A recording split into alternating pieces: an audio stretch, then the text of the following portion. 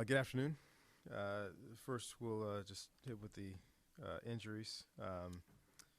KJ Costello, I guess, would be termed questionable right now. We'll see how his injury progresses during the course of the week. Should hopefully make a decision by Thursday or Friday. Shouldn't be a game day decision. We should know before game day. And just to answer the question before it's asked, I believe the officials on the field and the replay official missed the call. Thought it was an ejectable offense. Communicated with a lot of different people in a lot of different places. And it's unfortunate that it was missed, but I'm not going to comment any further on that other than the fact that to say that they missed the call. Also, injury news, Thomas Booker, questionable for this game. Also, we'll see where he is Thursday, Friday. Make a call there. Walker Little will be out. Still a good chance we get him back, hopefully around midseason. We'll take our time there, make sure he gets back full go. So Walter Rouse will start at left tackle. Also on the offensive line, Dylan Powell, what I would say would be doubtful for this game unless something drastically changes. Good chance that he'll miss the game as well. As far as the game we just played, as usual for our group, proud of our effort, our leadership. We've been talking about it all offseason. It's been outstanding, pushing our guys to play hard, play together. Thought we missed some opportunities. Typical game one. Some things weren't completely clean. Hopefully we make a huge jump this week. First opportunity to go on the road this year and play in a great environment to play college football, and should be a good game. Questions?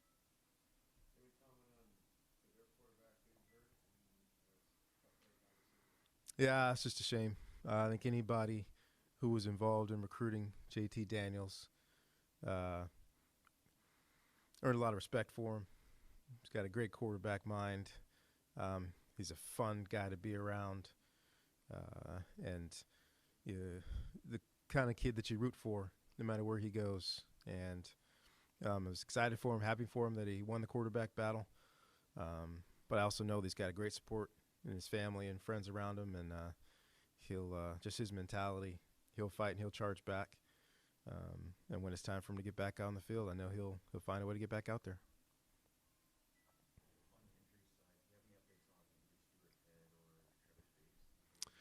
Both will be out this week.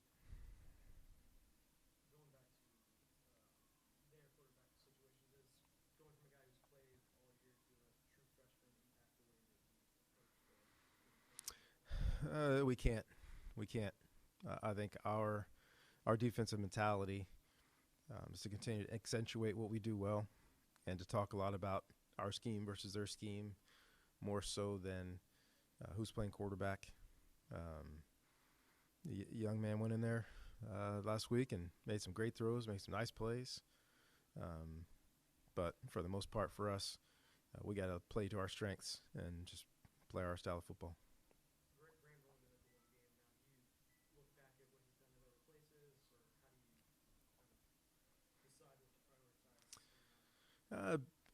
Big thing is your rules, playing your rules. And there's a lot of talk about this style of offense not having a lot of plays.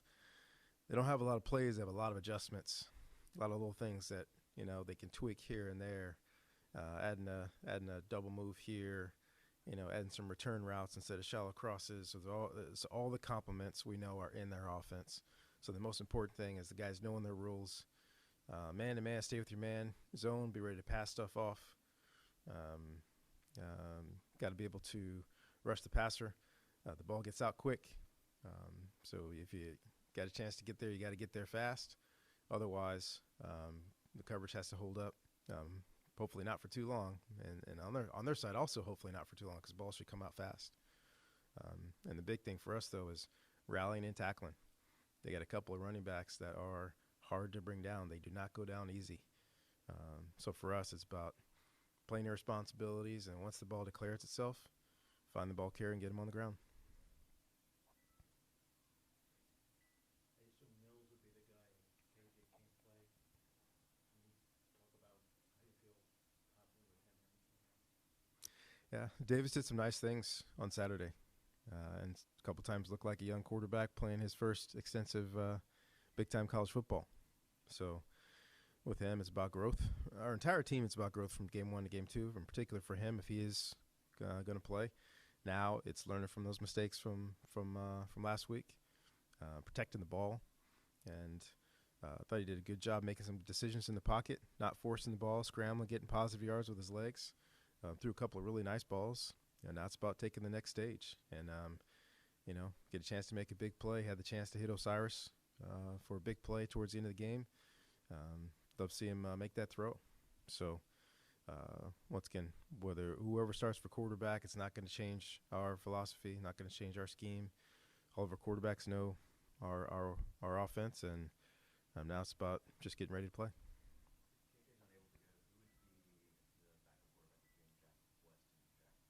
Jack West. Jack West had a really good training camp. Shown multiple times that he can handle everything that we do. Very smart, very into it. Pushes himself to master the details, not just have an idea what's going on. So we have great trust in Jack West.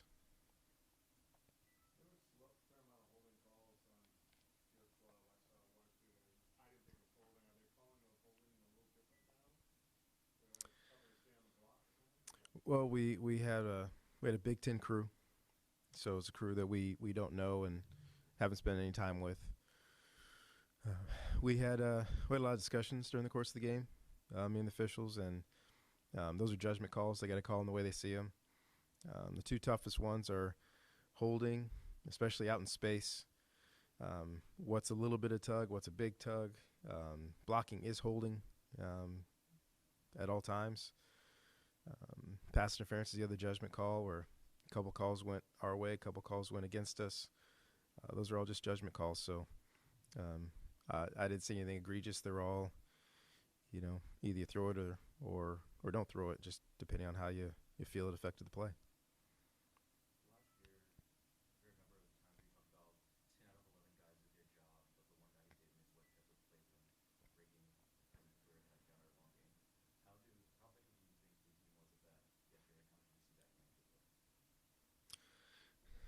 I thought assignment-wise we were really good. I really do. I think assignment-wise and effort-wise we're really good. We made a couple of physical errors. Not a lot of guys going the wrong way, not a lot of big mistakes, particularly up front. That's why I think we were able to run the ball with some efficiency and do a decent job protecting the quarterback also. So up front I thought we were very well assigned. Really, I thought across the board. Our guys did the right things. Sometimes we got beat. Sometimes we beat the other guy. But as far as the assignments and what I was referring to last year, that wasn't a factor this game. What's on the Rouse's plate for this weekend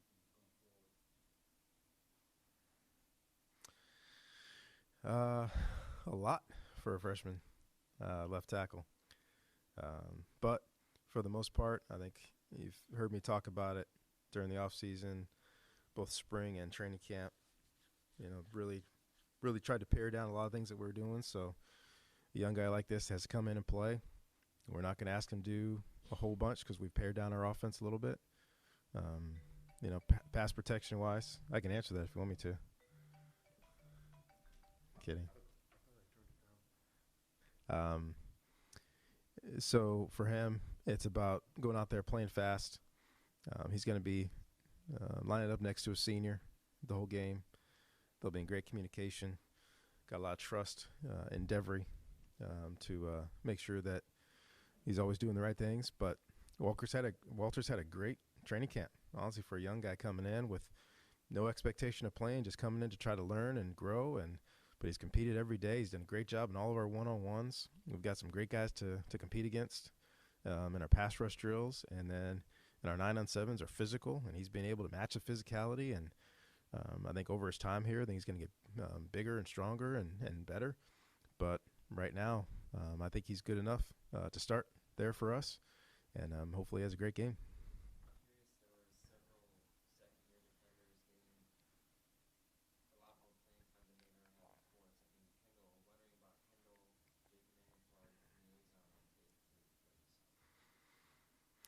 Right, those three sophomores are they're at the beginning of what could be really, really fun careers. Um, Kendall's played a lot more than those two, as you mentioned. A little bit more ingrained in doing his job and knowing his job, whether that's at safety or nickel. Moved him around a bunch. He's got a good feel for the defense. The other two guys, we're just scratching the surface. They're going to make some plays. They're going to make some mistakes. We're going to continue to rotate them in there, get them some really good live action against some really good competition. But we think their ceilings are very high.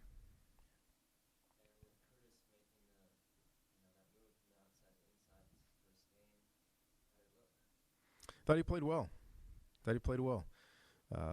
There's a lot going on, and this team has a lot of play action and movement and quarterback runs. So for him, I think he had a really good training camp. And this game, I think they blurred his vision a little bit. But I do think he played well. I think he played fast. I think he played hard. And once again, for him, this is just game one at inside linebacker. I think he's going to get better and better.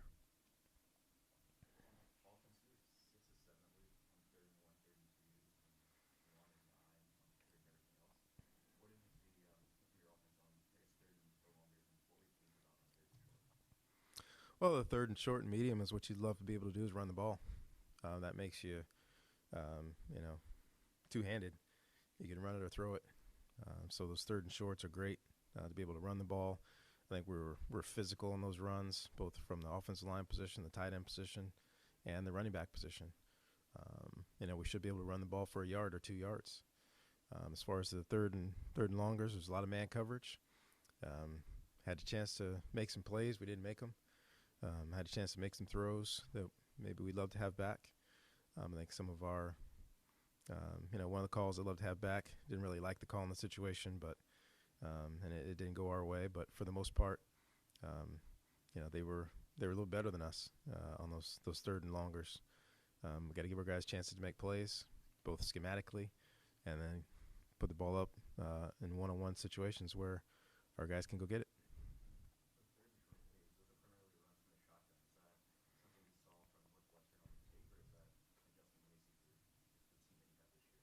Great question.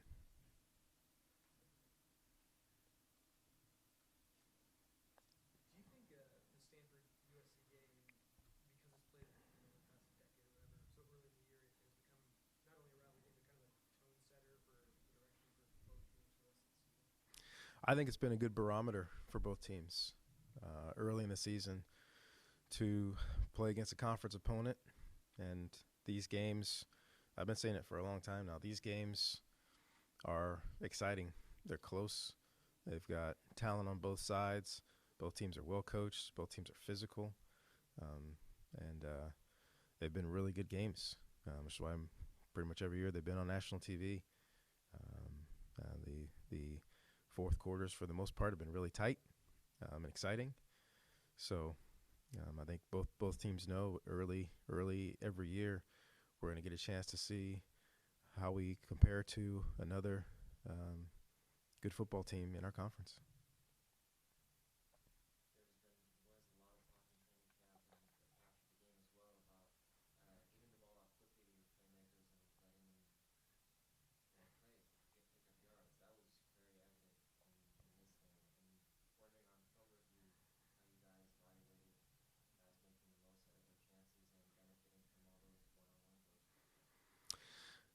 That was a positive. As you said, it was intentional, and kind of philosophically for the year, we want to be able to do more of that.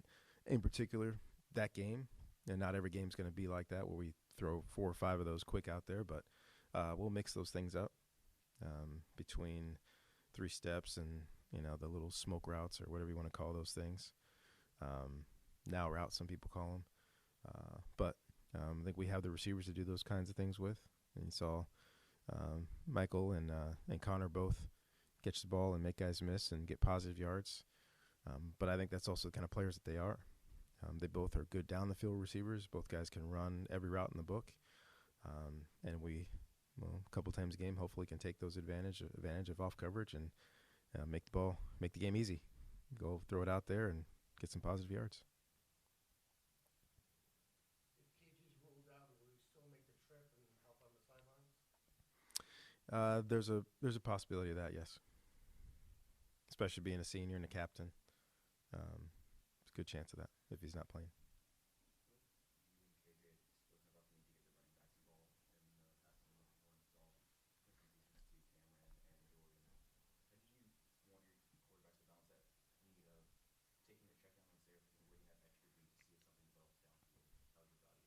I thought twice, especially in the first half with KJ. That was one of the things that he said himself when going back and watching his plays, both positive plays and negative plays. And we had a conversation on the phone during the summer. I said, I was just watching myself, and God, I think I can go through my progressions a lot quicker, be a lot more decisive, and find those backs. Cameron Scarlett's proven it really over the last few years. He's made a lot of big plays, catching the ball on screens, catching the ball in the backfield. And we get a chance to get those guys the ball in space. And I think we hit 3 checkdowns in the first half. One of them was a tough pass as KJ was on the move and was dropped. But the other ones were positive yards for positive gains. And Dorian came in and kind of did the same thing. Able to catch the ball in the backfield as well as run the ball, as well as be a good pass protector. So good to have those complete backs that can do all of that so that when we do check it down, we're not just getting 2 yards. We can get more than that.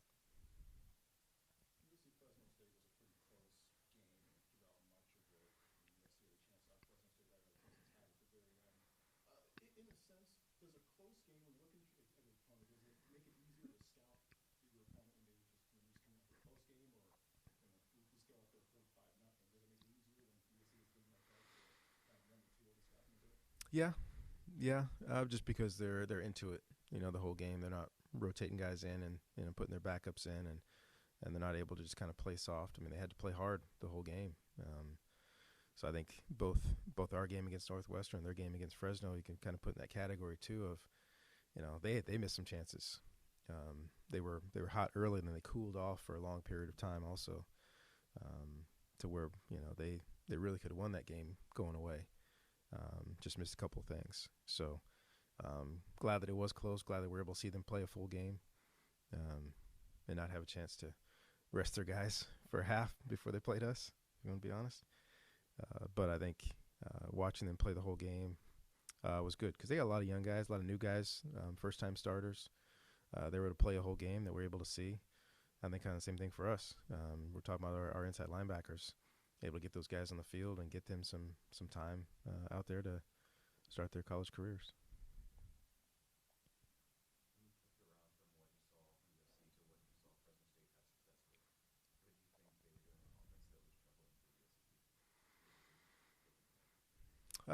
That's a tough call. They have a different offense than we do. Some carry over, but not a whole lot. So I think their quarterback's very athletic. He's able to use his legs for I don't know how many first downs he scrambled for. That's a slight difference between us and them. But yeah, that's tough to say. We play a different style.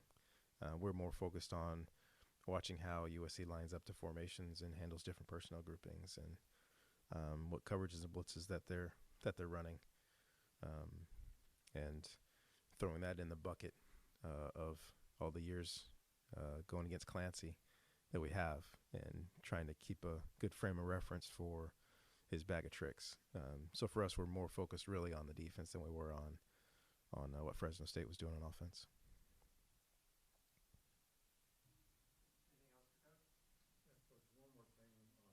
KJ's hit, with a Big Ten crew being there, obviously people are going to wonder about the call.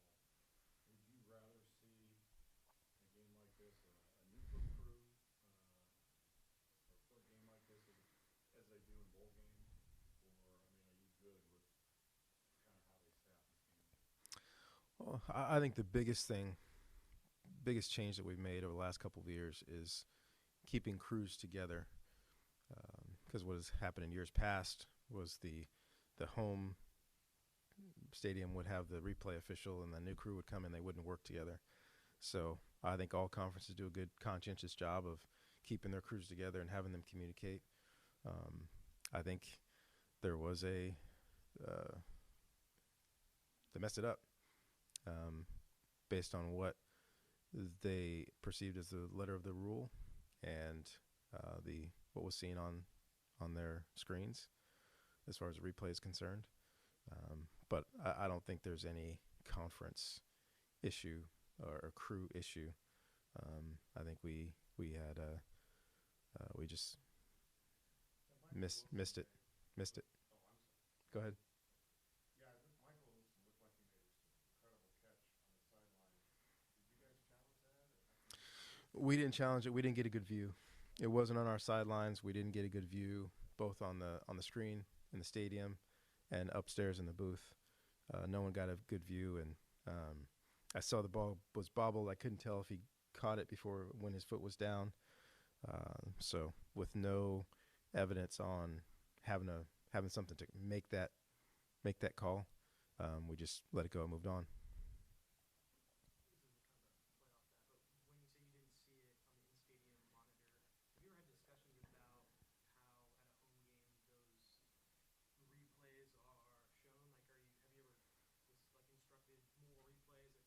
Oh, I'm not touching that. Different stadiums are different, controlled by different people. Some stadiums will play some of the replays from the TV. Some play their own. Well, just whatever we see. And I'm not usually looking. It's usually somebody else looking up. And guys on the sidelines, people on the sidelines looking up, and then people in the box looking on their screens. I just wait for someone to tell me that we should or shouldn't challenge it. There's too much time. There's not enough time for me to think about that and call the next play.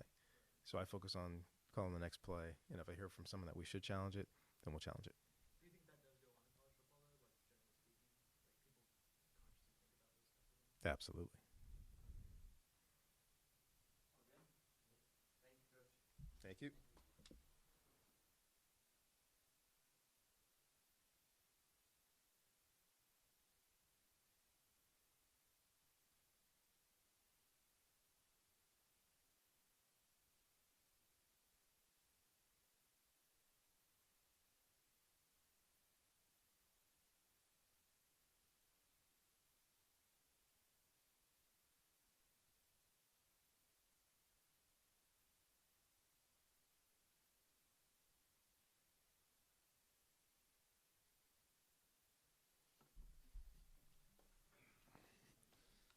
All right, we'll just open it up for any questions for Casey Toohill. What do you know about their freshman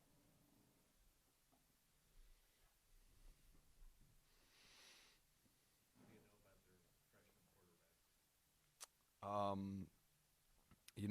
Not a great deal, but just from watching the film of the Fresno State game and kind of having a little bit of background from our coaches, looks like a really athletic kid who can throw the deep ball. And I think it's never really smart to doubt someone just because they're a true freshman. I mean, we've seen plenty of true freshmen have excellent college football seasons. So looking forward to the challenge and thinking he's going to be a really good quarterback.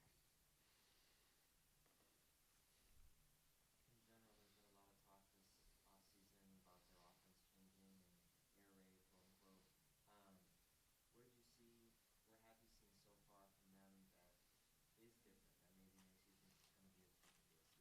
Sure. I think they will pass a lot, and I mean it makes sense, right? They have great playmakers, and I don't think their offense is a complete shift to what they've done. I feel like there's some similar concepts, but yeah, there's definitely different tendencies to be picked up on and different things we'll have to prepare for in terms of formations and play calls. But I think, like always, USC's danger is just how athletic they are and how gifted their playmakers are. So we'll really have to prepare for that. That one sack you had, considering what happened last year, is that like the greatest highlight of your playing career? That was pretty cool. Yeah, it definitely has to be up there. I think the greatest highlight of my Stanford career might have been my first sack against USC at home, my first year playing. That was pretty cool because that was just the first one. So that'll always stick with me.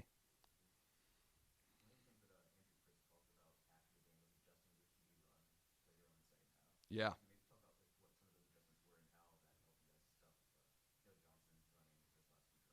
Yeah, well, I think Coach Anderson just did a really good job of kind of putting us in positions with his calls.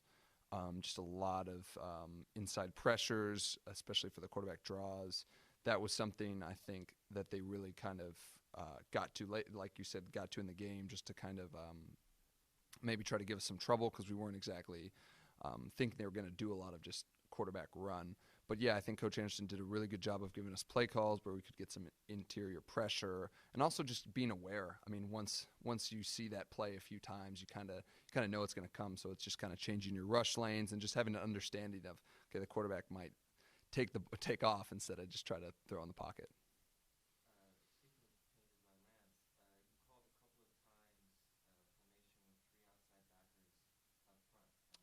Penny, yeah. I think they all resulted in positive plays.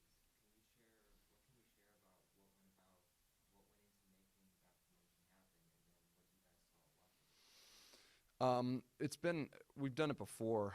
I think Coach Anderson just recognizes that, I mean, there's a lot of good pass rushers on the team, and I think it was just a situation where we could really utilize the talents of guys like Gabe Reed and Jordan Fox. And it just helped us get in situations where we just were thinking rush first, and it worked well. And looking forward to seeing how it evolves over the season. And it's just like with college football. I mean, you just definitely always try new calls, new formations. So it's exciting to see it happen. I can't remember the last time maybe we've used it before that. Yeah.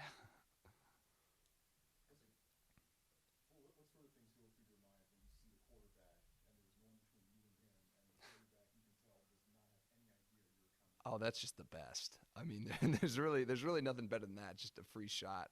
I mean, it's almost like sometimes you're just like, is this really happening? Like, is there no one going to stop me from just trying to lay this guy out? But no, that's what you work for. And then at that point, it's just don't miss the layup. You got to really just get in there and try to make a play because it's pretty much been given to you at that point.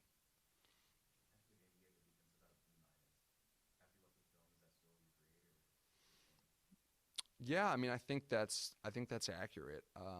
You never can be too happy with how you play. Otherwise, I think that's just really selling yourself short. I think there's plenty of things. I mean, from my own perspective, I didn't do enough things that I wanted to do. I missed too many plays.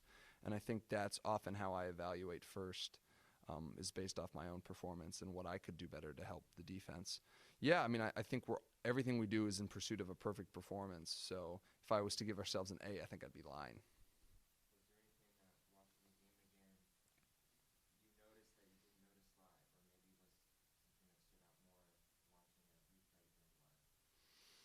That's a good question. I would say just kind of, like the quarterback run coming up again. I think that was kind of helpful to see live where he was hitting, just in terms of like we play mobile quarterbacks, so we're gonna have to kind of know what they might attack.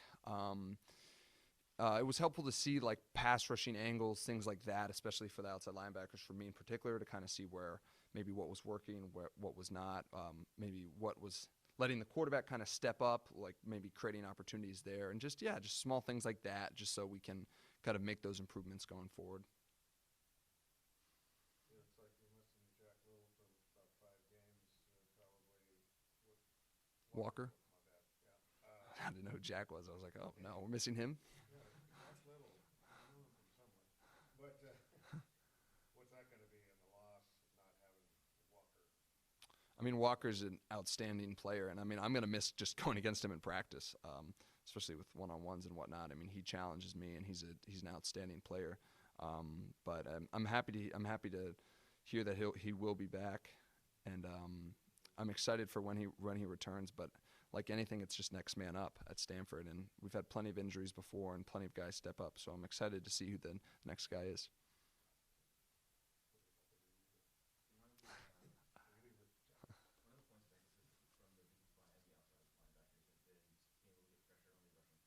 Yeah. Yeah. Well, I think it's tough. I mean, it's been one game, so we still got to keep working on that. I would say we need to just keep doing better because if we want to be an outstanding defense, we really need to generate a lot of pressure with four guys. I mean, the best defenses do that all the time. So, I think we did a decent job of it last week. I think that's just something we got to keep improving because, I mean, we'll face probably better tackles. We'll face different schemes, and we really got to just keep improving with that because I think that is just a crucial element of where we want to be as a defense. How many of your final choices before coming here? Oh, college-wise? Oh, my gosh, that was so long ago. Final choices. I was looking at Washington. I was looking at, like, Boston College. But, I mean, Stanford was really it. I mean, this is where I wanted to go. So as soon as I got the offer, I was just ready to jump on. You can talk about what Malik brings to the defense. Sure. Kind of his personality. Mm-hmm. Kind of the leader that he's become too. Malik's an incredible leader. I mean, I've loved growing with him and playing with him these past couple of years, and he's just an energizer. And I mean, from day one when he stepped on campus as a freshman, I mean, I just knew there was something different about him. Just the way he works, the way he carries himself, just the way he speaks to the team is it's just unique. And I feel like you rarely see that with leaders. And he's got that rare combination of great football ability, but also just ability to connect with anybody on the team. And he's a great friend, and I'm really looking forward to what he's going to be able to do this year, football-wise and leadership-wise.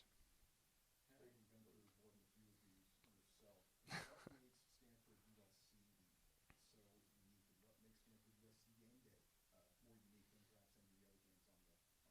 Yeah, I mean, I try not to get too wrapped up in USC versus other opponents just because I think once the focus goes from just doing your job and executing to what's the opponent's going to do or what the environment's going to be like, I think you kind of lose your edge. But, I mean, USC, I mean, in California, a great program. We've had kind of a storied history with them. So it's hard not to kind of understand, like, the history behind the game. But I love playing against them. I think they're always a great team. They have a fun environment at the Coliseum. I mean, I grew up going there, grew up watching them play. So, I mean, I love playing there, and it's going to be a good time. How about you as far as your captain? How's that feel? It's great. I mean, it's probably the thing I'm most proud of in my Stanford experience. I love being able to come back and hopefully lead as best I can with this team. It's a great honor, and hopefully I can do Stanford proud.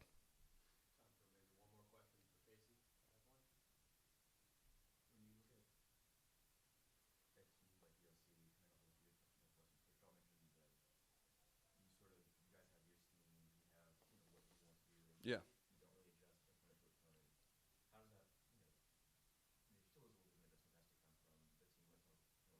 Sure.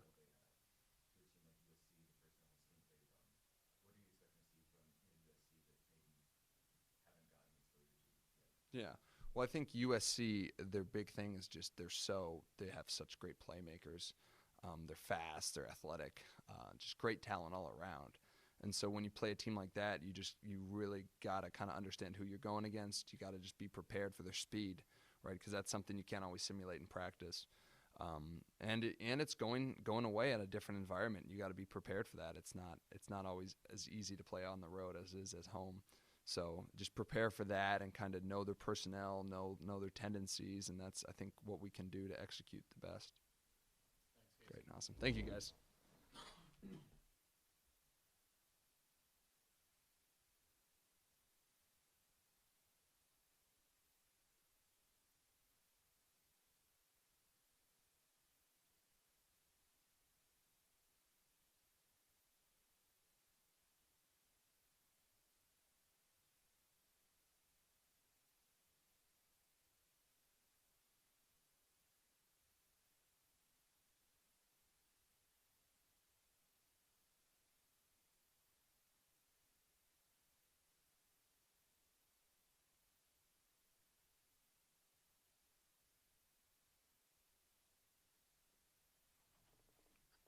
Open it right up for questions for Cameron Scarlett.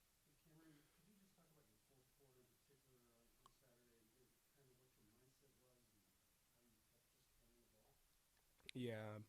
Yeah, that's one thing we always want to pride ourselves on as a Stanford offense and just Stanford in general. When we train all summer and all spring and all winter, we always try to put ourselves in those fourth quarter situations when we're tired and the game's close. So it wasn't much for me. Just tried to lean on my training, what we've been working on, and I really started getting comfortable in the fourth quarter, breaking tackles and just running hard for the team.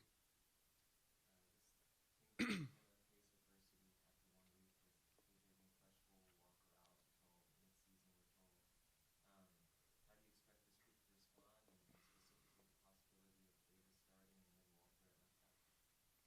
Yeah, we just got the next guy up mentality. We've been challenging everybody all off season, and we knew that we were going to go through adversity throughout the season. We didn't know it would come this soon, but we're prepared for it, and we have guys in the position who have trust from the coaches and from the players. So in terms of Walker and Davis, if they have to step up and play, I have full confidence in them coming in and making the difference. When you look back at the 2 years before Louis and made the changes with Davis, when did you see happen there? What was Well, the running back's responsible for the mesh in that play, so just got to get a better pocket for him to put it in and squeeze down on the ball if he's giving it to me, and if he starts to pull, make sure I have a light squeeze for him. I think it was just a little bit of a mishandle on mine in his half, and just get it cleaned up this week in practice. Is there any significant adjustment you have to make as it is a new quarterback for you guys? No, not at all. Davis, he's a talented player. He makes some big throws, and I could just see him getting into his rhythm a little bit. I mean, the kid hasn't really played since senior year in high school, and he's been through so much, and he's just now trying to get his feet back under him. So him getting put into that situation this past week, and the way he played, I like seeing him getting into a little bit of a groove and starting to play like Davis, because in practice he makes just about every throw.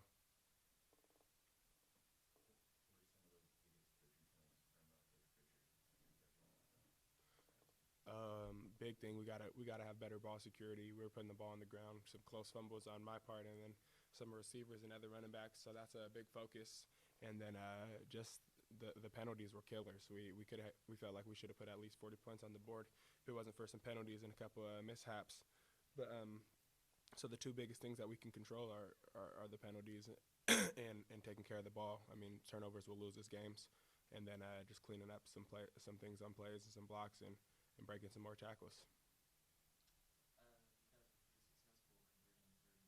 You guys were pretty successful converting 3rd and short on the ground. That was something that was inconsistent last season. What did you see in the review that you liked on those plays specifically? Yeah, we're getting some good movement by our guys up front.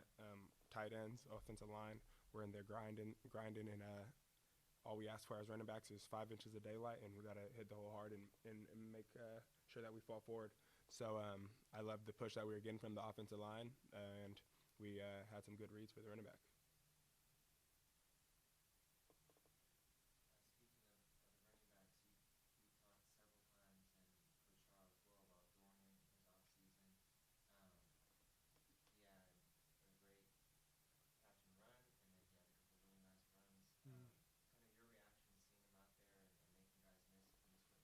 Yeah, I was so excited for him.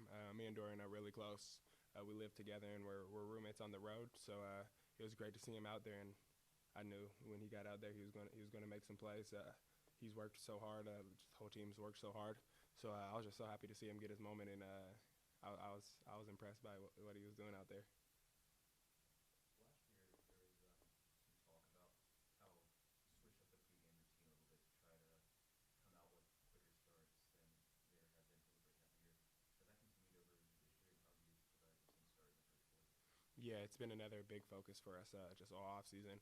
As a team, we knew that we were shooting ourselves in the foot almost every week, starting slow like that, getting behind, and then starting to turn it on when we had to. Really was what was happening last year. So all off season, we've been talking about throwing the first punch. All week last week, we were talking about throwing the first punch.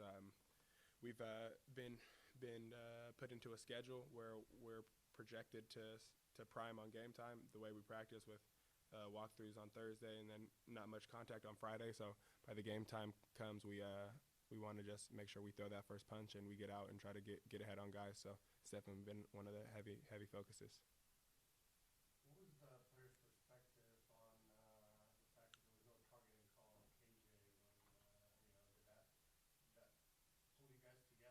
Mhm. Make you angry in the second half. Yeah. Almost. Yeah, it did, definitely. That was a crazy call. We couldn't believe that. One, the guy would hit our quarterback like that, and then two, he wouldn't get a penalty for it. So I mean, it definitely turned us up a little bit. Kind of got us going. We knew our leader, and we the guy who's been leading us all off season and all games so far. We had to do something for him and make sure that we imposed our will on him. Defensively, what sort of things stand out to you about USC? They have some big guys. They have some big guys up front. Their defensive line is pretty big, and they fly around and get to the ball. They have some good athletes in the secondary and some veteran guys at linebacker who have played a lot of snaps. So they're a real good defense, and it's going to be a good challenge this week. As a fifth-year player and one of the captains of the team, what's your message to a lot of the younger guys about sort of that environment going on the road? Yeah. Preparation, how it changes from being at home. Just on the road, it's a business trip. I just try to make sure everybody knows that when we're traveling down to LA, it's for nothing more but to play this game and play our hearts out and try to go get a win. So the biggest thing I'm trying to stress on is that it's going to be loud, it's going to be uncomfortable, but it's nothing that we haven't worked on, nothing that we haven't trained for, and nothing that we should be surprised about. And just making sure that we stay together as a team, going up in a hostile environment in LA, and that we always lean on each other when time gets hard. Things going well for Brendan in Houston, it seems. Oh yeah, he's doing real well out there. I'm so proud of him and all of his accomplishments, and he's really just getting going.